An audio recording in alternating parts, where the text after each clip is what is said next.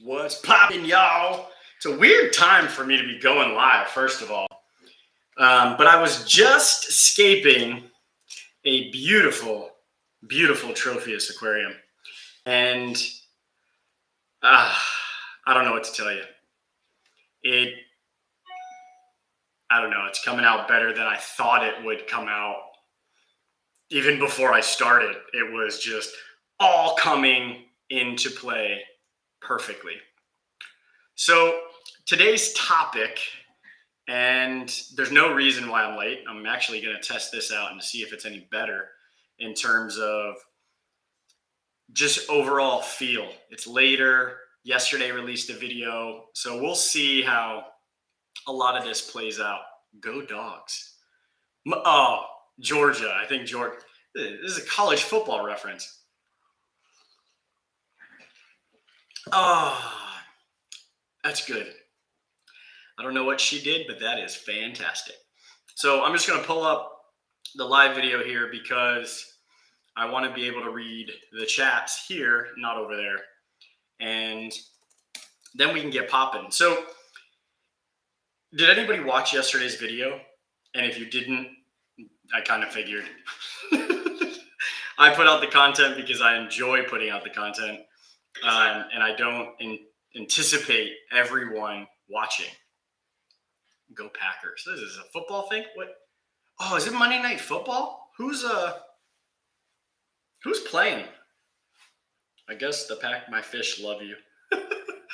So there's a live hidden trick about aquarium keeping your fish, and the title of the video is true. The thumbnail, think twice, is true. I don't know why I put a flower horn on there. Can somebody confirm that I'm not popping on this mic? I have it further away this time than last time. So here's the deal. We all do what we enjoy doing with our aquariums, whether it's shrimp or discus or cichlids of some sort, African, South American, Central American, whether it's plecos, regardless of what it is, we have a passion. And if I forgot, coral, whatever the case is, there's a passion. And we started it for a specific reason. So my first question to you is, why did you start keeping aquariums? Like, seriously, was it a YouTuber? Who was it? Tag him in there. Was it, a family thing where it got handed down to you and you fell in love with it? Was it you were inspired by something you saw? What got you into aquarium keeping?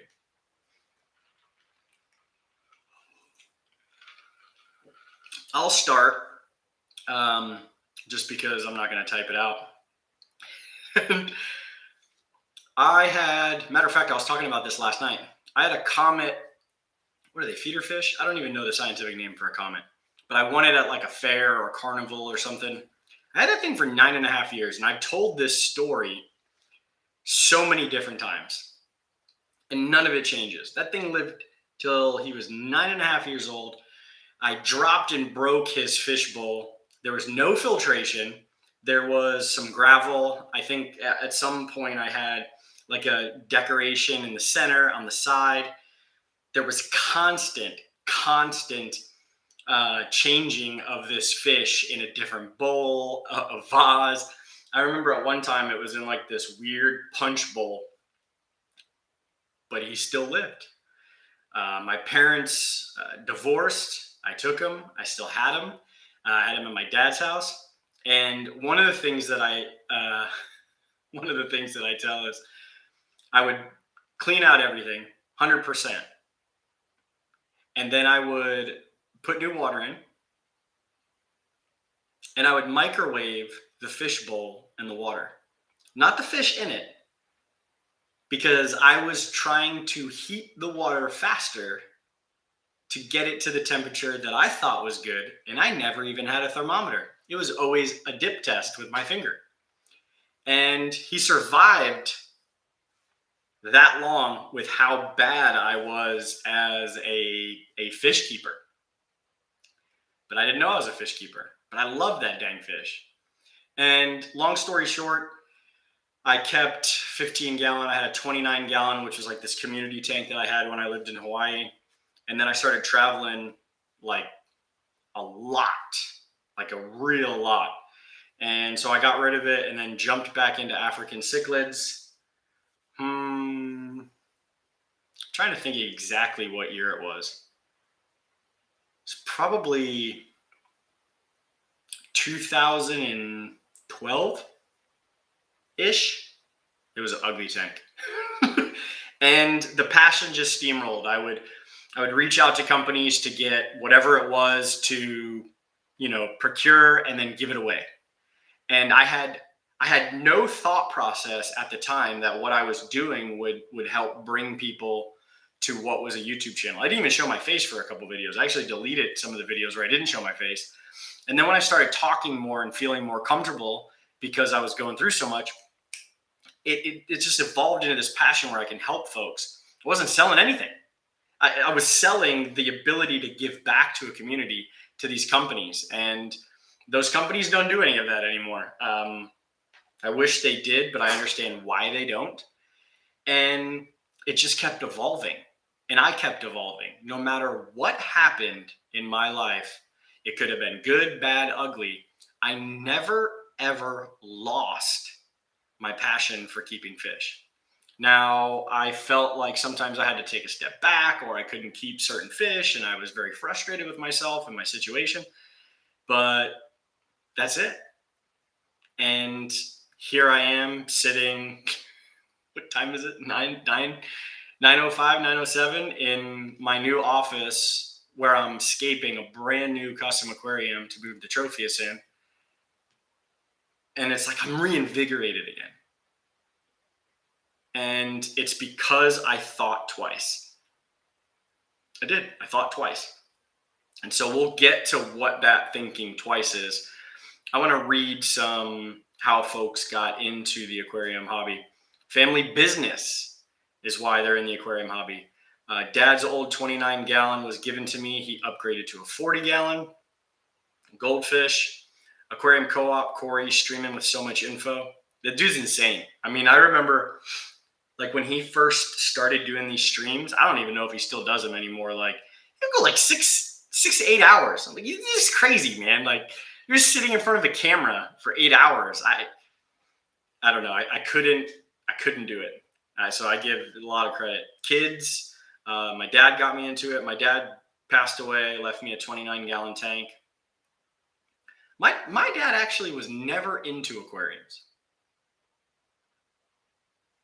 He liked fishing, but he wasn't into aquariums. I got into fish when I was a kid, worked in a fish supply, pet supply as a teen, got away from it, but in 2018, I got back into it. Why? Why did you just go, I'm going to jump right back into it? Just curious. I started with a 10 gallon. Now I have a 90, a 125, and a 20 gallon. A 150 is coming soon. My used 125 flooded the room. Would you trash it or reseal it? Me? I get rid of it. I'm not a resealing style person. I won't do it. My dad was a fisher, but no fish too. LOL.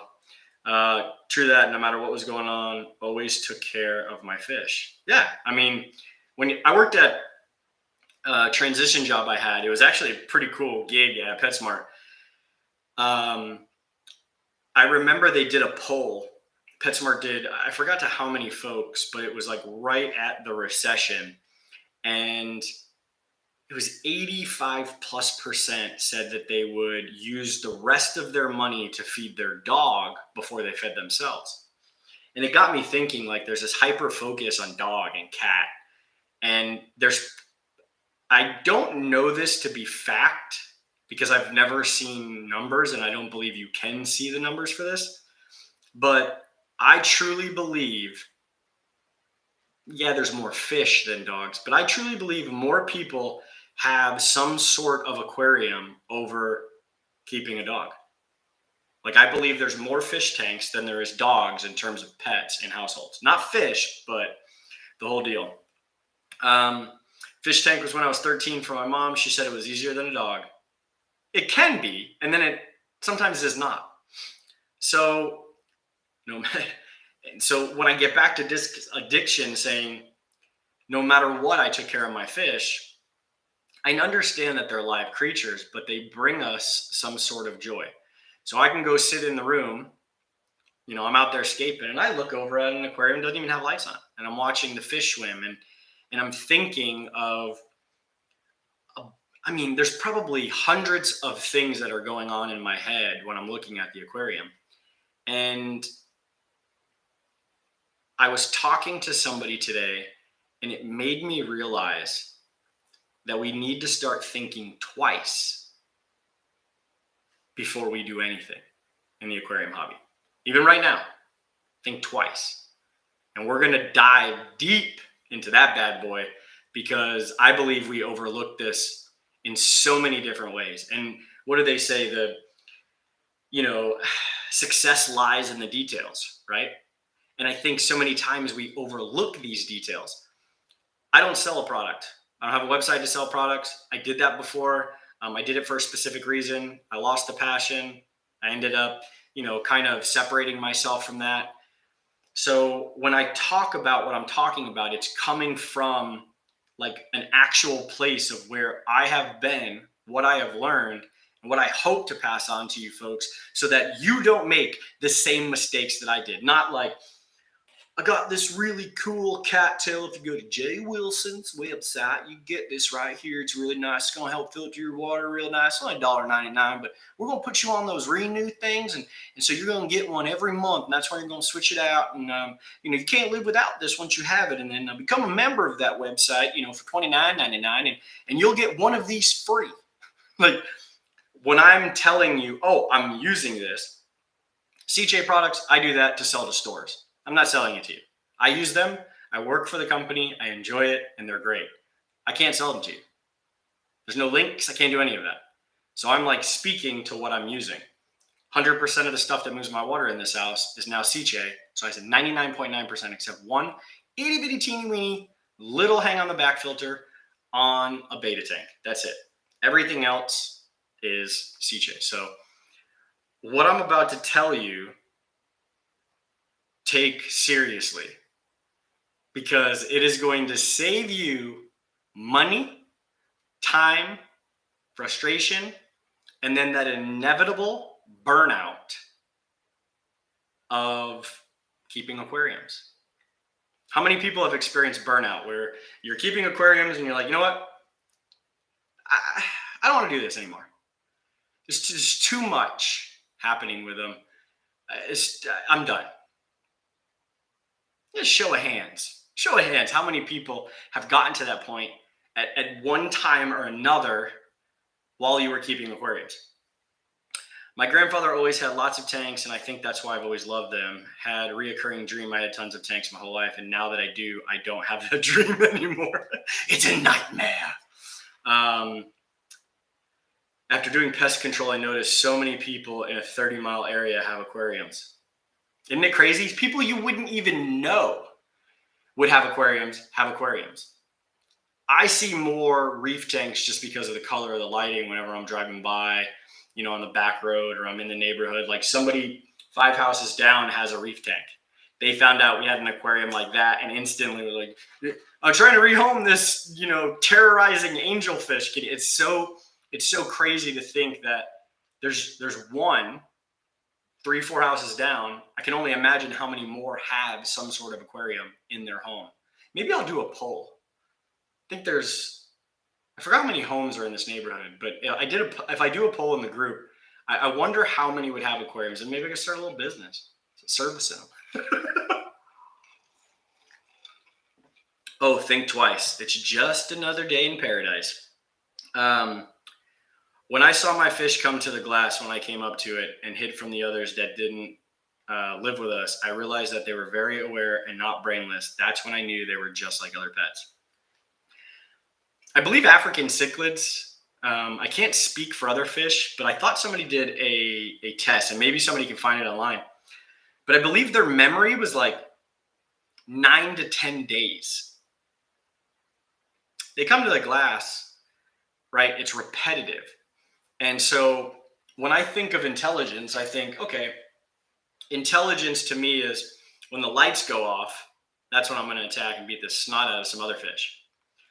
But if you're constantly the one going in and feeding, it becomes a repetitive behavior. It's like the dog sitting to get the treat, right? The dog's not sitting because it enjoys sitting. The dog is sitting because he knows that followed by the good boy, the treat's coming, or followed by the positive reinforcement, it's coming. So I believe, based on what I know, that that's what fish are doing. So when a different silhouette, so to speak, shows up, they're like, oh, heck no.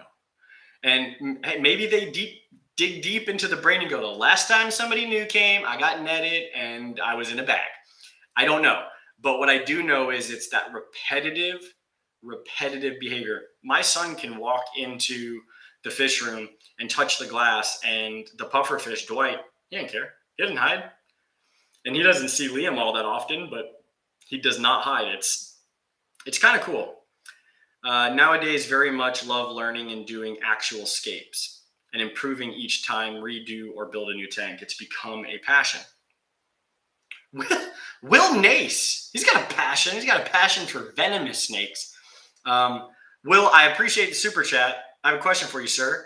First of all, you're not my biggest fan, even though you say that, because I haven't talked to you in a while. But riddle me this. Have you ever lost momentum or the passion and excitement towards venomous snakes ever in the history of Will Nace? Wendy said, I tried one time to get out of the hobby, but I don't think it's possible now. Dun, dun, dun. Yeah, Pavlov's dog. I mean, it's very similar.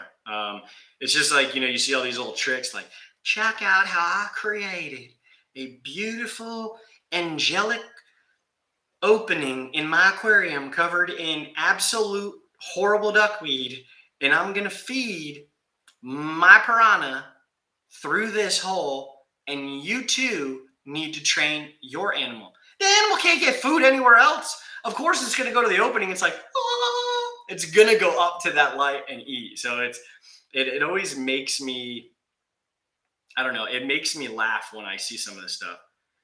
Jello from New York City, Rosie. If you were meant to be in the hobby, you will always come back. I believe it. I've burned out, but didn't take long to kick the love back in. But why did we stop the love of it? Nowadays, very much love the learning. We talked about that. I don't know. Just think twice. It's another day in paradise. That's not it. So what I mean by thinking twice, what I truly mean by thinking twice, is there was something that sparked the emotion, and it caused you to chase after that aquarium. We're only going to talk about aquariums. I'm not going to talk about like photography or whatever. We're going to talk about aquariums. Like, you were watching a video, you were reading a book, you were in passing at a doctor's office, and you saw or you read or you listened to somebody that was passionate about aquariums, and then bang, you chased after X to get to that vision of whatever it was. But then I find that we usually start small, thinking that that's better. First of all, think twice. And then we go, I'll get a bigger tank. But then we keep the smaller tank just in case. Next time, think twice. And it's this repetitive evolution of, I should have, could have, thought that through better. I would have been better. The aquarium would have been better. And the fish or inhabitants would have been better. I got two of the best fish stores near me, Fish Hut and Absolutely Fish, so I can always view and grab some beautiful fish. I found the fish tube section of YouTube changed my whole outlook. Yeah, there's a lot. I mean, there's some that are so fantastic. I don't even know, because I don't even have time to like jump in. And when I say that, I truly mean it. Like, I would have to give up hanging out with family to go watch, all of the new YouTube videos that are coming out. And it's extremely difficult to get that done. KP Aquarium said, I went from 54 tanks in a large fish room at work. I left that company and I have 4 tanks at home now. We've been putting time in the hood, but we got to get the homies back. I have no idea what they're saying. Jay, what was your first aquarium that started the passion of fish keeping? Mine was my father's 55-gallon Oscar tank. Like, the passion I have now,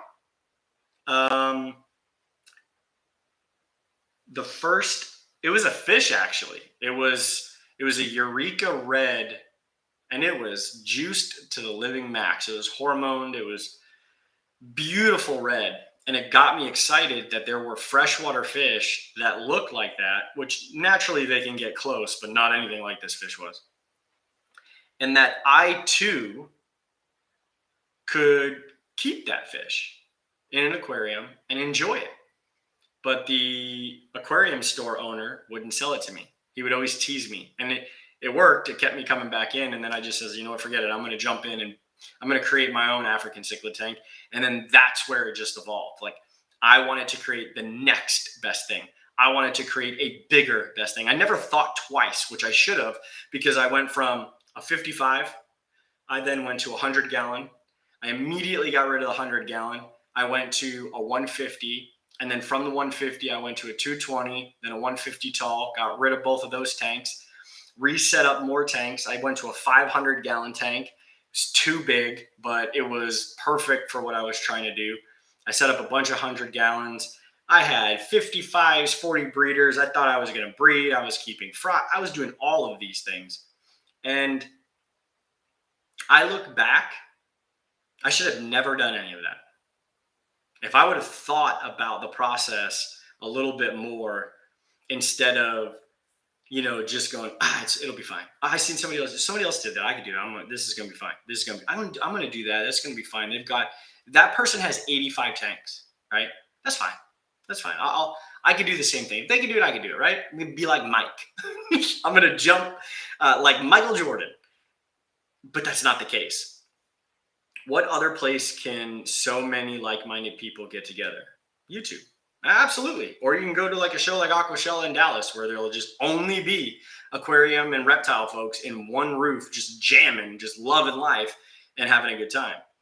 I went from Africans into Americans, and I must say, color is alive and well in the freshwater hobby. There's fish that most of us have never seen before that are absolutely stunning in terms of color. Hawaiian Fish Keepers in the house. Whoop, whoop. So when I went through a bunch of stuff, I forgot who said it, but somebody said life gets in the way, right? Life gets in the way, and then you take a step back and you don't love aquarium keeping as much. That's bullshit. That's bullshit. And I'm going to say it. I'm not saying it directly to whoever said that, so I apologize if that's the way you're going to take this. But if I have a love for something, like a deep, passionate love, and I'm not talking about, and maybe we use love in the wrong term. Like maybe if I have a passion for something, and life throws the biggest curveball. But why do I lose all that passion? If it was that deep rooted and I loved it that much, or I enjoyed it that much, then why did what got in the way in life change it? For me, I went through some crazy stuff, but I always had an aquarium.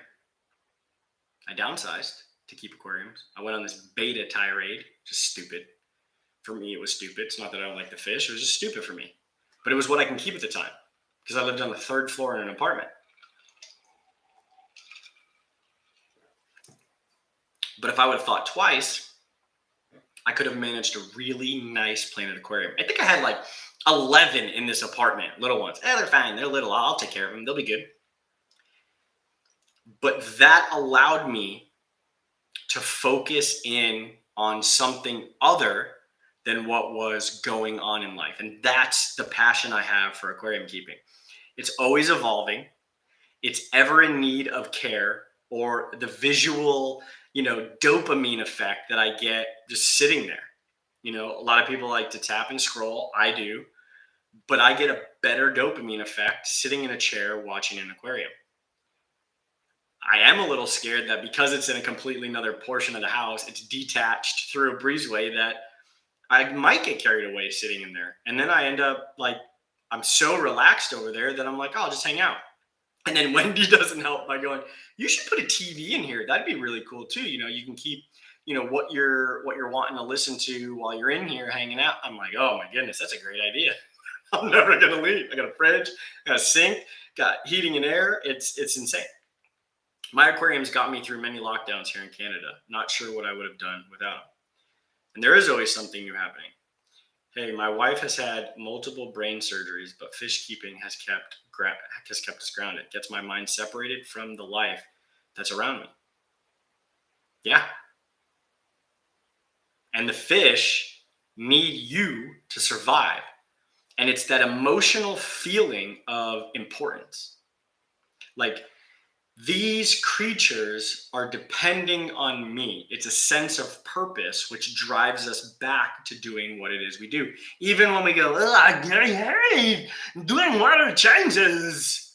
But we still do them, unless you're the select few that are like, yeah, I just do a lot of plants, and I just use a little straw, and it's fine. Like, except for those very, very unique few that have been abducted by aliens and don't have to do water changes ever, we still do them. Because we know if we don't, it's detrimental. Which leads me to, again, think twice. Here's the deal. Let's say you have 3 aquariums. Life has kicked you straight in the mother flippin' testes. Or ovaries, whatever it is, or your thigh. And you're just not feeling it. Work was rough. Maybe depression got kicked in. It's the woe is me feeling. And I'm not downplaying it. I'm a mental health advocate. I got 8 concussions. I go through depression. I go through anxiety. I know what triggers it. I know when it's happening. I know when to talk to somebody about it. But I also understand how simple things could be if I think them through twice. I'm just asking twice. Some people are crazy, though. I shouldn't say crazy. Some people are obsessive compulsive, and they'll think it through a million times before they do it, and then still mess it up like I do. So when I say think it through twice, I'm not feeling it today. Long day. I am just not going to do water changes, even though I know I need to do them. It's just one day.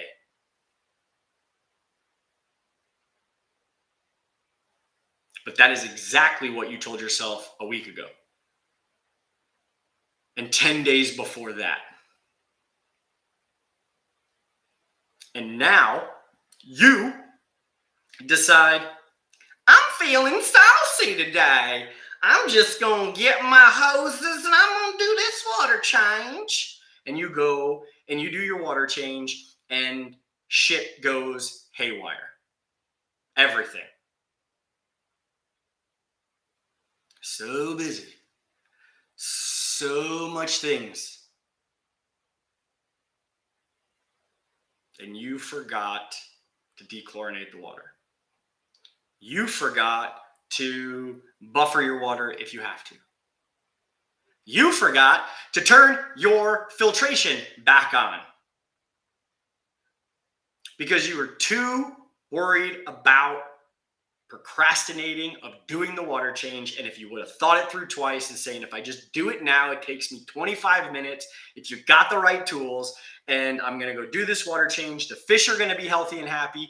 I'm going to feel better about it because I accomplished something. And then that tank is going to be the same way it was the 21 days prior that you should have did the water change when you knew you should have did the water change. We have to start thinking twice about what it is we're about to do. When I set up the paludarium, why did it take so long? I was literally methodically thinking about how I was going to create. I would stand in front of this blank, beautiful amphibious tank from Custom Aquariums. They're like, "Did you get it?" I'm like, "Well, yeah, I got it, guys. What if I put the wrong fish? What if I put the wrong plant in that area? I mean, you guys are killing me. You're rushing me. You've had the aquarium for almost a year, guy." Granted, I was moving and I didn't want to set it up and break it down and move it again. And what I can tell you is thinking through it twice and having somebody as a sounding board or bouncing ideas off of to make sure that I wasn't missing anything allowed me to set it up one time flawlessly and know that everything I've done in there, I don't have to change. I can trim back. I maybe could add some more plants, but exactly where I put things had a purpose. Whether it was to naturally look like it went there or whether it was to serve a purpose of holding, Anubias rhizomes inside branches. What I didn't think twice about was should have put dirt soil inside that tank so that the plants could have a little bit of nutrients back inside. So my dumbass didn't do that. So I'm like, I got an idea. It's about 8 o'clock. I'm going to go out there and I'm going to sprinkle some of this soil I got. I said, "Wendy, I'm going to sprinkle this soil." You know what she tells me? "Well, you go ahead and have fun." "That's right, honey. Go out there and have fun. Just remember, I think it could get a little cloudy." First of all, that was an understatement. It looked like a mud bath. So now I'm going, "Well, would you look at that? Would you just look at it?" And then Wendy comes in and she's like, "Everything's going to die. They're all going to die. The puffers are going to die. The tetras are going to die. How many fish are in there?" I can't see. I never enhanced the thumbnail of that video. Legitimately couldn't see through the tank, but I didn't panic because I should have thought through that portion and I didn't. And I kicked myself if I could, just really hard. But then I sat down for a second. I said, "Okay, let's take a breath here. I need to figure this out. I've got good filtration. I just need to let everything settle and work through this. And I'm not going to ever make that mistake again." And I come in, and, "Well, did the fish die?" Okay, first of all, hello to you too. It's 9:50. I go through this massive, and it was kind of stressful because I didn't want to lose any fish, which I did not lose a singular fish. Matter of fact, a zebra pleco, which if you watch the video, you'll know that accidentally is in there, and it's thriving. It went through the muddy issue, okay? So we're good. Everything's good. If that fish made it, Wendy sounds just like that. So I come in. I mean, I've got mud up my arm. Should have thought about it twice. Should have thought about it twice. I come in. She's like, "Look who Mr. Start Things at 10 o'clock at night." First of all, I didn't start it at 10 o'clock at night. We're just having to be here at 10 o'clock at night because you said it might get a little cloudy. If cloudy meant mud, red dirt, it was like a country music song. "I like my girls. I like my trucks. I like my aquariums off with mud, red dirt." Like, that's the way it felt. And I now look at the tank and it's probably 95% back to normal, and had to start that project at that time. And then, of course, Wendy's time frame goes, "Well, you decided to start it at 11:30. Okay, where did 11:30 come from? So tonight, I said, "Hey, I want to try the live video at 9. I thought it through. I said, "Hey, look, I want to start at 9 because I can still eat dinner. I don't have to rush. I can get some other things done and then come sit down and decompress and have fun. And maybe Maybe it'll be a different style because it's 9 at night. It's dark out. And you know what happens in the nighttime? It's a lot of the same things that happen in the daytime. So it's like the thought process was like, hey, I got all this time now. Babe, let's watch some TV. Okay, guess where I'm going? I'm going to go escape the cichlid tank. Why did I decide to escape this? It's because I knew what I was doing. I thought it through. That was the time frame. And then Wendy's over there, miss. I don't start anything late. She's changing light bulbs outside. Babe, do you think I could get this one that's 35 feet in the air with a three-step stool? Can I get to it? Probably not. You're gonna need the ladder I'm using. Okay, well, when you're done, can you come out and do it for me? It's like, oh, I start projects late. I'm a bad guy, and now all of a sudden, miss, I'm gonna start projects, and then I'm gonna have you finish my project late. Is okay. So I'm actually thinking of adding a Universal Rocks background when this stream is done. Maybe I'll wait till daylight, please. Because there are things that you need to be prepared for when you're adding a background to an established tank. You have to make sure that you're ready for fluctuations of pH, oxygen, maybe disrupting the sand bed. Are you siliconing it in? Are you putting magnets? Like, there are so many different things you have to think through that you're going to stress these fish to all get out. So are you prepared to watch your fish go through stress without panicking? And then making sure that they have exactly what they need to be as good as it's going to be while you're completely changing their life. Imagine waking up at 9 a.m. as a 13-year-old kid. You're like, oh man, this is great. Boom, mom, dad walk through. Painting, they're painting, they change your covers. You're like, whoa, what's going on? Carpet comes up, you're just hanging out. You're rolling around, you're like, oh boy, what's going on? Like, imagine that feeling. That's what's happening to those fish. And I've done it many times. So there's videos that I've done. If you're interested in watching them, I've done them with fish in them and I've done them without fish in them. It's just a flower horn. Well, they're evil. So one flower horn to me is like equivalent to 30 tetras swimming around. Do you really think freaks come out at night? I think freaks come out whenever freaks want. Thank you, Wendy. Like, it was a serious thing for my bud, and I'm just respectful around him now since then. I don't know. I missed something. If you mess up, learn from it and move on. Yeah, but if you do the same mess up again, is it an accident? Or has it just become, I don't care about anything and I'm just going to keep doing the same dumb stuff? That was me the other day on my FX6. Would turn on after a water change. Did not turn it on after a water change. It's neat, honest opinion, Jay. I love keeping fish, and a buddy ripped me one for eating a fish sandwich.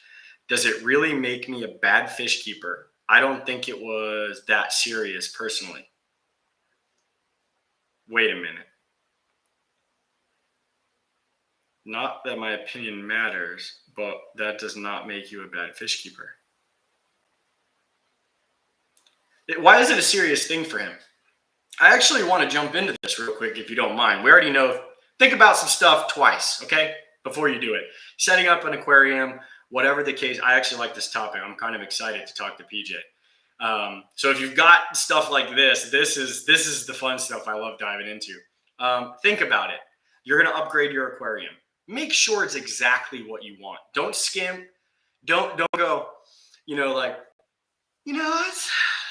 I'm just gonna go on John's list and I'm find this aquarium is really inexpensive. And I'll spend a little bit more money on the filtration and it'll be fine. And then the aquarium's not fine. Like, literally think this through. Don't on the spot it was just a great deal. I couldn't pass it up. It doesn't hold water, but it was a good deal. Like, we have to think about these things because it's the fish, it's us, it's what we like to do. And if we continue to do things that go against that feeling or attachment we have to the said aquarium, then we're going to slowly move ourselves away from that passion. We become unpassionate about it because we've put ourselves into so many different avenues of frustration and stress. His hourglass figure. Okay, sounds good. Jay, this is my second stream of yours I've caught. I just want to say I appreciate your pick me up attitude. It's kind of refreshing in today's world. J Rock does stuff. Look, I've been the same way the whole time. I've been told, you're too intense. You're like really here. But I'm really just, I have bad days, but I would rather have more good days than bad days. And at the end of the day, we could all be sad about everything. I could be sad right now that I put in for a shed it's a beautiful shed. It was a nice one, created, designed. Wendy and I did the whole thing. HOA goes, unfortunately, we're not going to have to approve this because although it sounds really nice, we would rather you have a metal building. Oh, okay. So you want me to put an aluminum can in my backyard that is 30 to 40 feet, but a matching wood shed with shingles and windows and landscape around it, just to hold stuff that really needs to be to the backside of the yard, is going to get disapproved because it's what? Well, it's the bylaws. You see them bylaws? If you read them, look, I know what the bylaw says.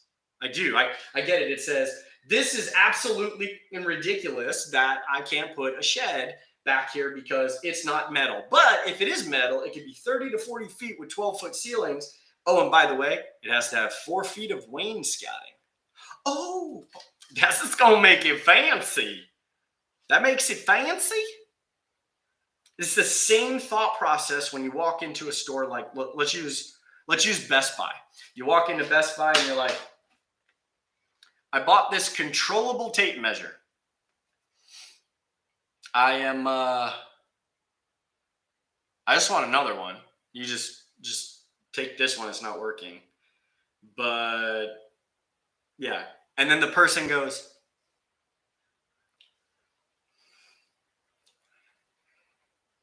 it's not working?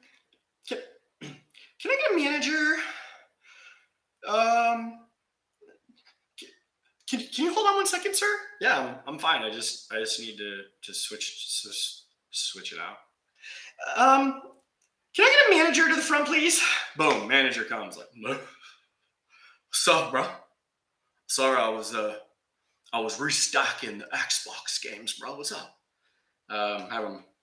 It's not working right. And I'm like 2 days outside the warranty to bring it back to you. Sorry, bro. Nothing we can do. It's in writing. Yeah, I can see that, but it's broken, and I didn't break it, and I'm asking for the same one. What? Bro, I don't even know how to do it, bro. Like, we don't even like think for a moment. Logically, this customer, not me. I had no issue at Best Buy. It's that process of, I can't do it. It's not in the manual. Yeah, a lot of stuff isn't in the manual, but common sense, thinking it through a little bit, and maybe actually putting ourselves into that position. So I'll give you a real scenario. I don't know how I ended up on this. I put a check, a big check, into an ATM at Chase Bank. And the ATM ate it. There's a lot of money, like double digits. We just closed on the house. It was, not like I was trading Bitcoins. Like, there's a lot of money. And I'm looking at the ATM. Of course, Wendy's like, I told you. Shouldn't have put it in there. Should have talked to the lady at the thing. She could put it right in there for you, but no, you had to use the ATM. I was like, well, did you not see me ask her? She said I had to use the ATM because that's what was here. So I'm trying to listen to her and then listen to you about telling me what I should have did after this check is magically in there, and it's giving me an error code, and that's it. I can't get it back. So I'm like, hike up my big girl pants and put on my big boy boots, and I walk up to the teller and I'm like, hey, see this? That ATM ate my check. Well, I'm sorry, sir. There's nothing I can do for you here. See that phone number right there? Just go ahead and give them a call. What? This is your ATM? Sir, but that's just, you're going to have to call this. Just have a good day. Thank you for banking. No, you took all my money. Somebody's got all my money. And getting a check back from the people that wrote the check would have been a nightmare. Like, I didn't even want to think about that part. So I call. And this was the part where I had to take a moment because I was getting extremely, extremely pissed. The girl's like, and it was a girl. She was very polite, but again, we lack the reading between the lines, and I'm not saying sympathize, empathize with somebody. I don't care if you work in a fast food joint, restaurant, you're a car mechanic. I don't care what you do. The lack of empathy in this world, and it's not just recently, it's for a long time, sucks. So I'm on the phone. She's like, I'm so sorry. I'm like, oh gosh. Yeah, right. Okay, got it. Continue reading. So I said, okay, so how do I get the money back? You can clearly see I've got the transaction ID, what the error code is. She's like, all right, sir, we're gonna put this into our investigation team, and you're going to hear from them in 10 to 21 days. Wait a minute, come again? 10 to 21 days? She's like, yeah. I was like, so you guys are gonna like put the money in the account and then investigate what happened, and then in 10 and 20 days let me know what happened? She's like, so this is what she said. Unfortunately, no. In 10 to 21 days, we will contact you after our investigation team finds out what happened. I just told you what happened. It's on cameras. I have the transaction ID that says error on it. And she didn't get it. She goes, I know, it's probably really frustrating. I'm like, no, it's not actually. It's wrong. Your machine took my money, and you're telling me that your team is going to take up to 21 days to try to figure out where it went. She couldn't get it. And so I stopped and I said, if you lost X many dollars temporarily, because I will put faith in the system, but temporarily you lost X many dollars, what do you do? She was quiet. I said, what if it was my paycheck and I was relying on this money to feed my family? You didn't think about it that way. You didn't. You had no empathy whatsoever. You didn't go, you know what? Maybe there is something that I can do.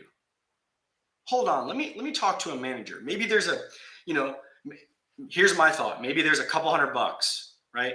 Hey, look, sir, we can put $250, $500 as a goodwill gesture, but when we find that money and we put it into the account, we're going to minus it the dollars that we put into it, right? So that you can put food on the table for your family, or ma'am, you can feed your children or family, whatever the case is. But we don't do that anymore. We don't.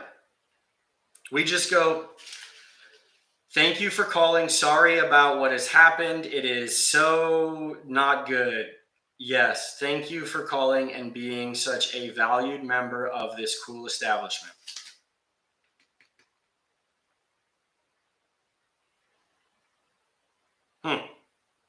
So think twice before you do something. Have a little empathy when you're doing it for yourself and for others around you.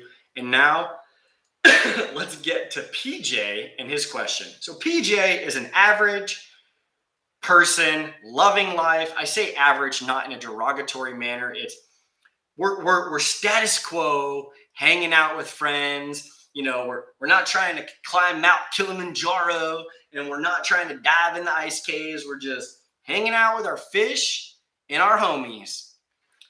And I happen to like me a Filet-O-Fish sandwich.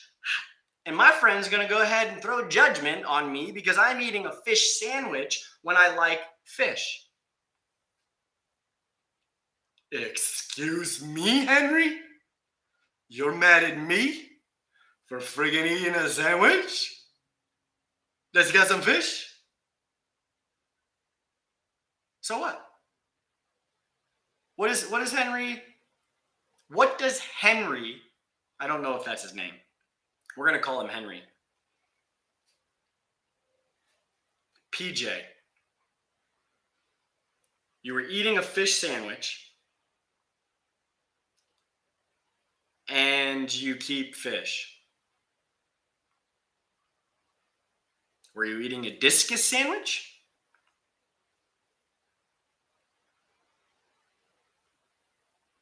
Farmers love their animals. I've said it time and time again. I would love potentially to be able to raise bison. It's my favorite animal. I mean, it's on my shirt. I got a little itty bitty bitty bison right there. Look at it. Right? I will tear them up. I love the way they taste. Love it. I love the lean nutritional value I get from. Oh, dropped them. But I also love seeing them in the wild. I love how resilient they are. I love how resourceful that animal can be to human beings with utilizing, like if you go back and you read or you research and you look at Native Americans, First Americans, I live in Oklahoma. This is Native America. And you go back to the folks that were consuming bison and eating bison and hunting them, they used everything. Everything. Like, I get chills. I got bison right there. Like, I love the bison. It went from the brink of extinction to flourishing to being such a tasty animal. They're proud animals. They have a story to tell. And they're beautifully powerful, tasty creatures. And I'll be danged if I allow somebody to bother me by going, I thought you liked the bison. I sure do. I like it here. I like it here. That's okay. I don't eat fish. I mean, I take that back. I don't love seafood. I don't love catfish. I have a tough time eating fish, and not because I keep them. It is a completely different thought process of why I don't like seafood, or fish for that matter. And it's not anything to do. It's not like I have parakeets and I'm frying up little Cornish parakeets for my family to feed them, unless I absolutely had to. I mean, it's literally a chicken wing. Like when I think about that, it's not the same thing. It's not even close. But why do they have to judge you? Were you guys talking about something like that? One of those hot and ready from the grocery store. I've never had a hot and ready fish sandwich. That doesn't sound appetizing, PJ. I'm not going to judge you based on you keeping fish. You bought a hot and ready sandwich like walking into a 7-Eleven 24 hours and snagging some sushi. Why? Discus what? I mean, they may be good. I mean, you got to think about it. Like, I love African cichlids. The people indigenous to the lake area, they eat the fish, right? That's a resource for them. I get it. I'm not like, well, now I can't keep it in my aquarium, you jerk. Like, you empathize. You have to understand, and you got to peel back layers of what's happening in life. Life is not black and white. Life happens for you, to you, against you, with you, behind you, in front of you. And then I heard a quote today. I absolutely love this quote. And I've heard it before, but hearing it again and how it was heard and how it was spoken really meant something. He just came over, saw me eating it, and was like, "Are you serious, bro?" And I was like, "What?" And then it blew up from there. Man, your friends, this is how it would have played out with me. I'm eating my sandwich. I'm enjoying it. I'm making sweet, sweet, appetitious love to it. Henry comes over. "Are you effing serious, bro?" "What?" "I'm on break, man. Leave me alone. I'm eating my sandwich." "Are you serious? I thought you liked fish." "I do. So I'm eating the sandwich." "You keep a fish tank. You're disgusting." "No, you're disgusting for picturing my fish on this sandwich. You have a problem. And you should go see a doctor about it. And why are you so uptight about this sandwich?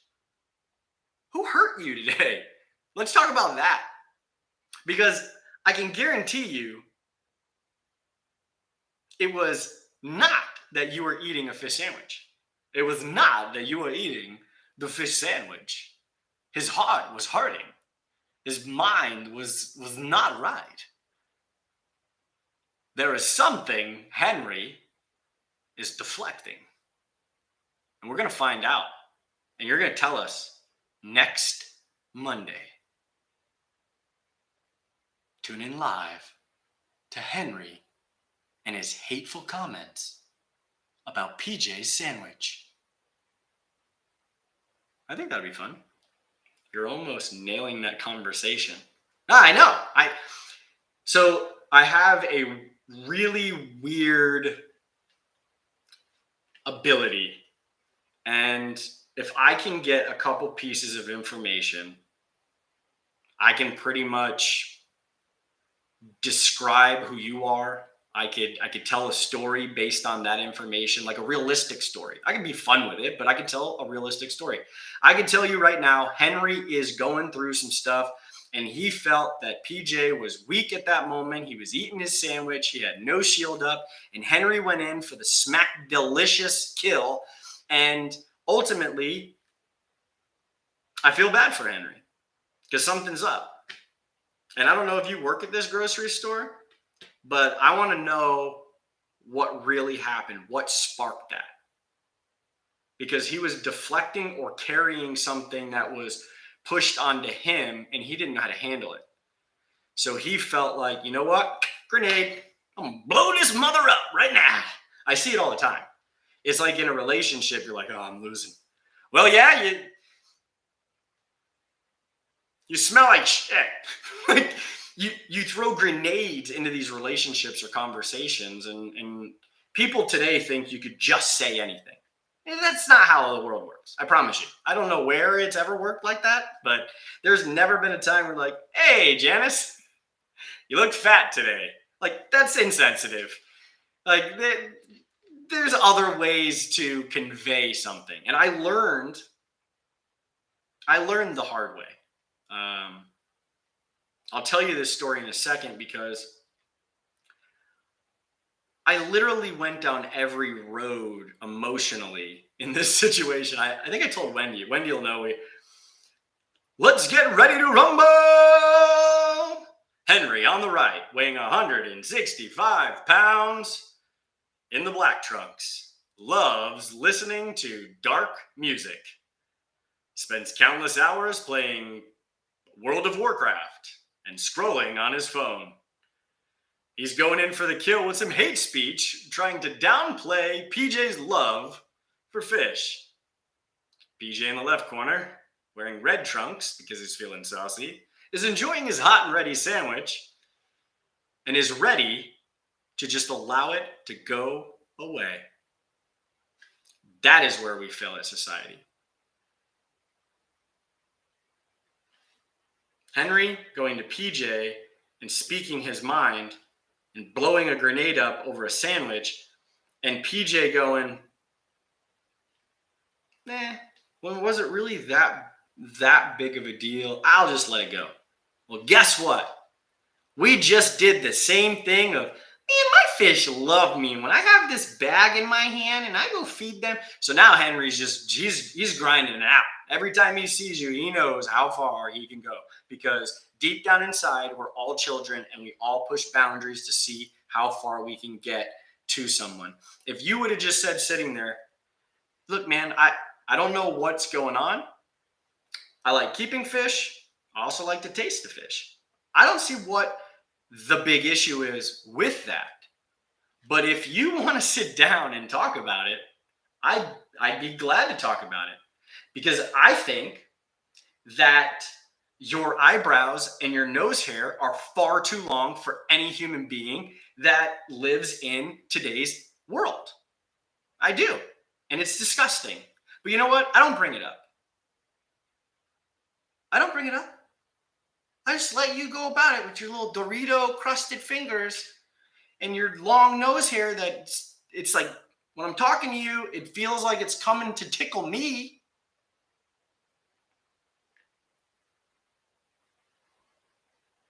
I mean, even fish will eat fish. So why can't we? It's not even the point of can we or cannot. It's the point of, what does it matter to somebody else? You're evil. You keep fish in a glass box. Really? Barbara, are you judging me? Because I know you like quilting and you shear a lot of sheep. Maybe the sheep didn't need that much shearing, Barbara. Ever think of that? Did you ask them before you took their wool? Barbara, you're a son of a... you suck. Like, it's nobody's business. They're not injuring somebody. Like, you're not injuring somebody. I think that's what really bothers me, is these out of left field opinions about something because you have a passion for something. Believe me, I love me a good educated debate. I'll probe, I'll fire it up, I'll stoke the fire, because I want to get to the bottom of why this conversation has happened. And I find it very fun, and I learn a ton. But the way that happened, some cold sheep because of selfish Barbara. Or maybe that was that sheep that was like wandering around the woods for years, that had like 140 pounds of wool. Barbara should have used that one. So no, PJ, I would really like to know, like, what sparked it. It's like any conversation, right? Like, you can sit anywhere, and if you want to get into a really good emotional, no facts, all emotional, just bring up energy. There's oil, natural gas, solar, wind, just bring it up. And boy, we come out firing. It's crazy. But a little bit about me, I've been to 40 some odd countries. I've lived in Saudi Arabia for a year. I've been to places that I respect the folks that live there. I could never live there. If I had to, yeah, clearly, but there are places I probably would never go back to. But what I can say is everywhere I went, the human being is an absolutely beautiful creature. It does not matter how evil they are. It does not matter how nice they are. Everywhere I went, I did three things. Prior to, I would study customs and courtesies of that country. I would hope that one would do the same coming to my country. And then the second, I would learn not just customs and courtesies, but also, like what's hip or slang that folks use. Because maybe if I honk the horn while I'm there, that's basically an FU to somebody, or honking the horn is like, hey, what's up, everybody? I'm here, like whatever it is. And then three, I realized that it's a completely different culture wherever I'm going. Completely different set of rules. And what I mean by rules is these non-printed, non-black and white rules of culture. They may love eating dog. How dare you? But that's their culture. Now, there are other crazy things that happen in the world, and we're not talking about those magnified situations, but the middle finger does not mean I love you anywhere in the world, Wendy. Nice try. But we have to respect it. And so this is a thing that I've learned is you may not respect that person, right?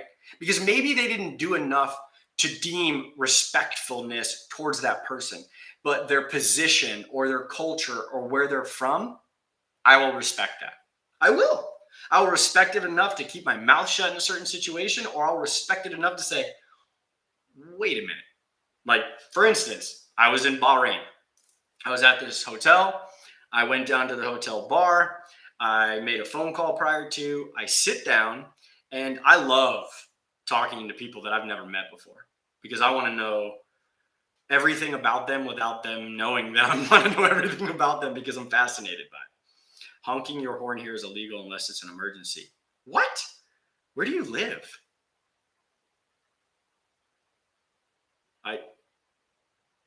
I don't think I bet. I mean, I may have been there, but I don't remember if I honked.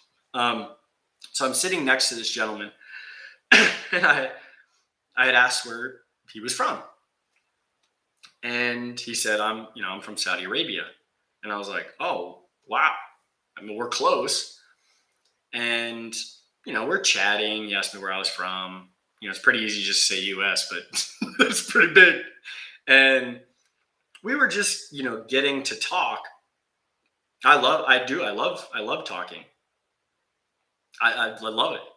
So he's asking me off the wall questions, and I understand that that's what happens. Sometimes they're very blunt, and so I fired one back, and I said, but this is how I approached it. I said, if you don't mind me asking, this is a cultural question that I had for you, and if you don't want to answer it, you don't have to. But I've lived in Saudi Arabia, and I understand how strict it is, and there's no alcohol there, and you're not supposed to consume alcohol. But I bought you around, you bought me around, and you're drinking. And the words that came out of his mouth, I could have said to myself, I'm going to judge this son.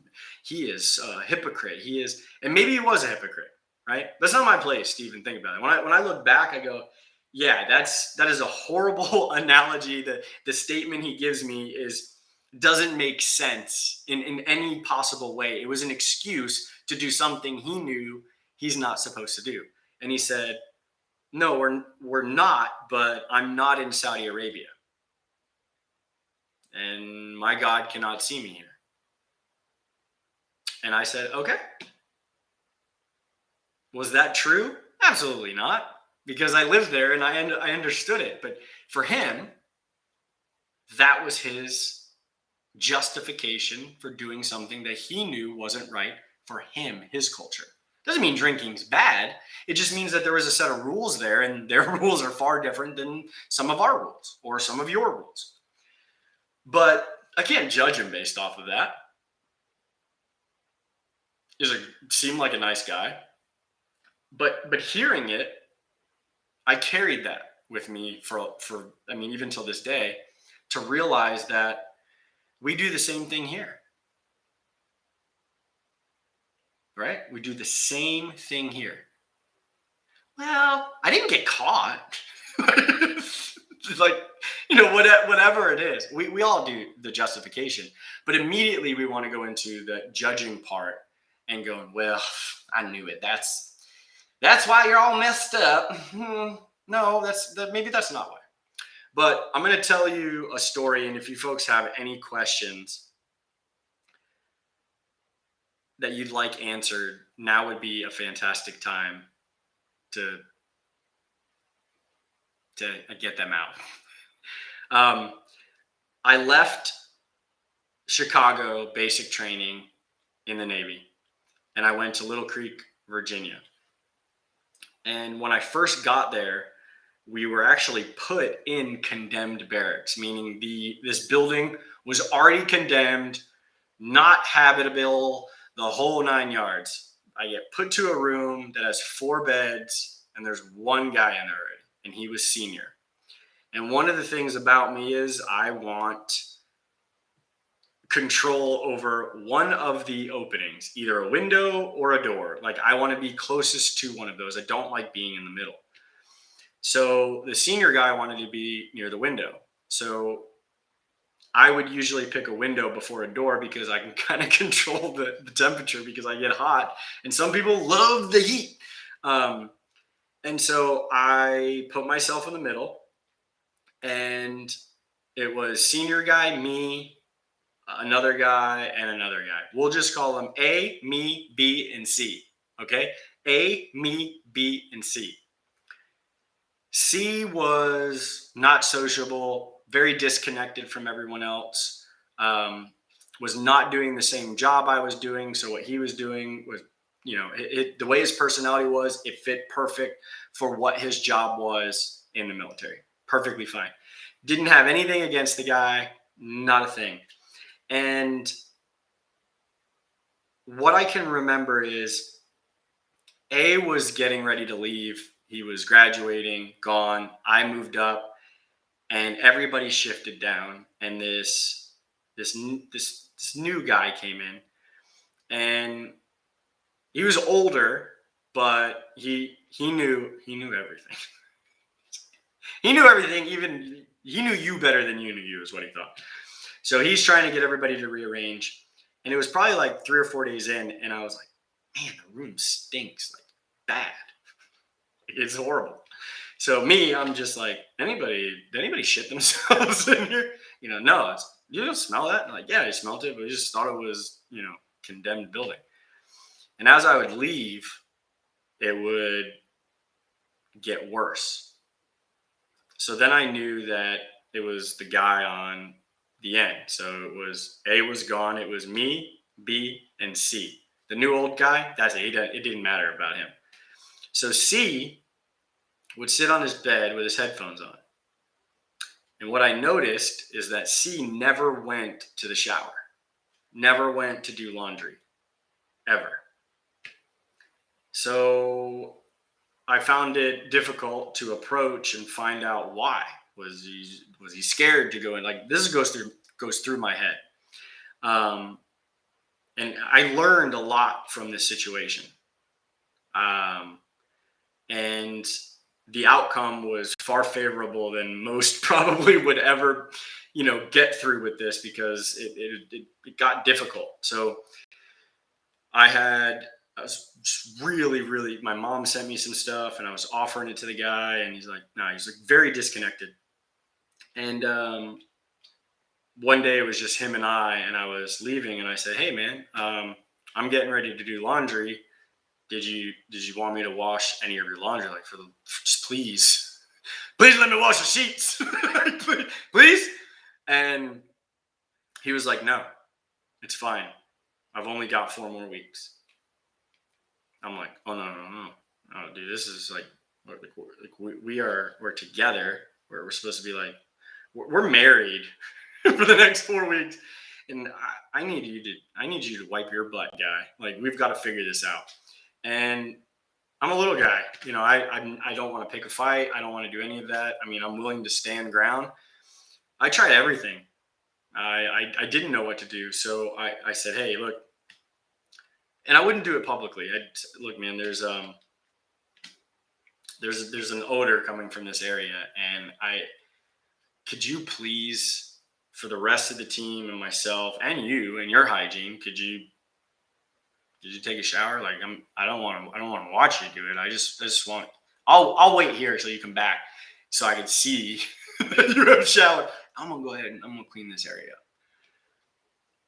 He said, no, I'm good. He goes, it stinks in here? It's like, it does. This dude went out and bought car air fresheners and hung them on his headboard and footboard. They were green.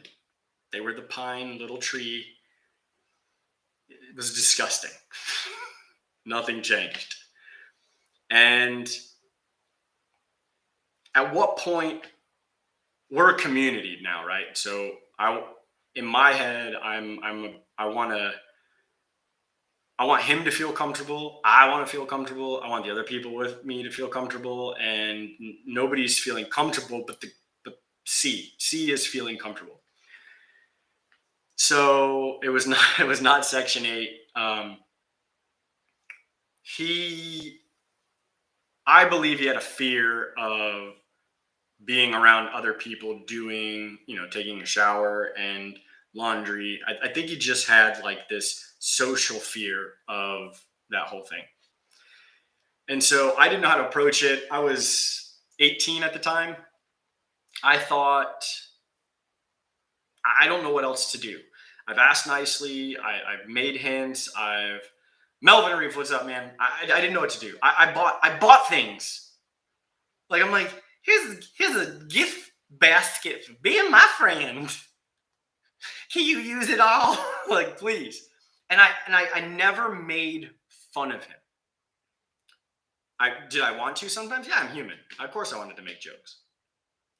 So I went and talked to somebody. There was a mentor. They were higher rank. I don't know, Rosie, if it was dropped. I don't know. But the supervisor, the mentor at the time, said, sometimes people need to be forcefully brought through the wall to get to the other side, to lose whatever is hanging them up. I'm trying to, I don't remember the exact way. And this is a female, by the way, that told me this, because it became a health and welfare style thing for me. Like, there's something not right. And so I was given lines to use. I went and asked the guy. He was like, look, man, stop talking about it. I'm not doing it.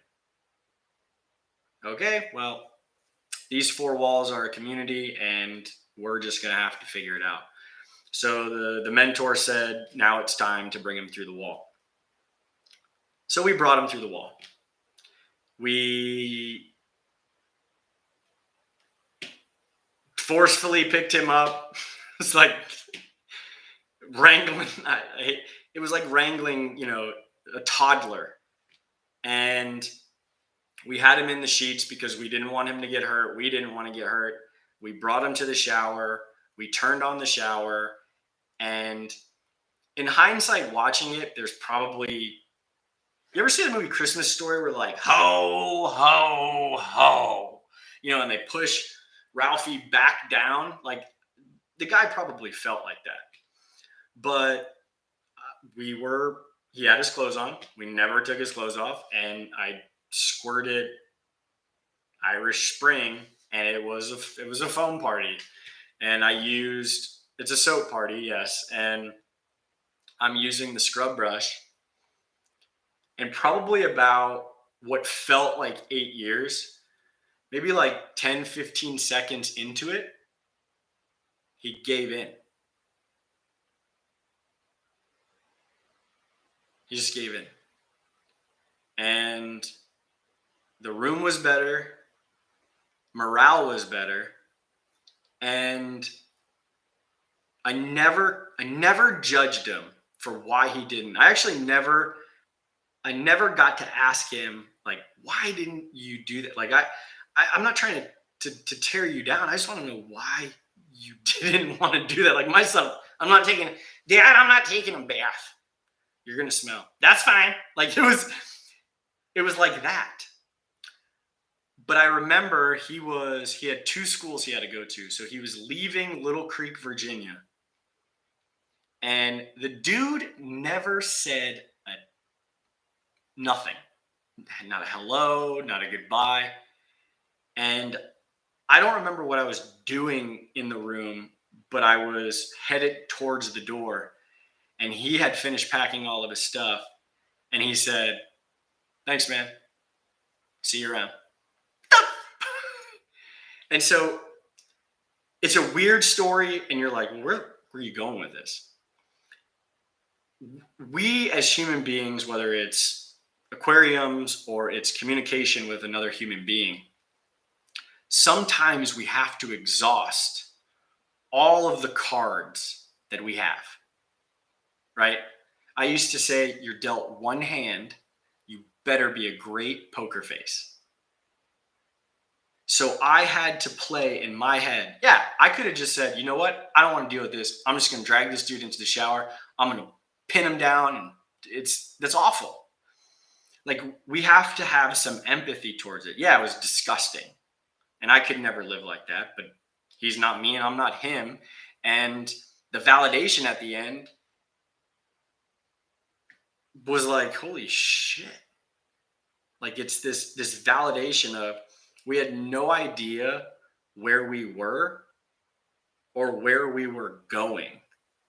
But when you get to that point, there's validation for pretty much everything. You're either validated for what it is or you're invalidated. And there's only two things. That's it. Validation and invalidation when you get to whatever it is.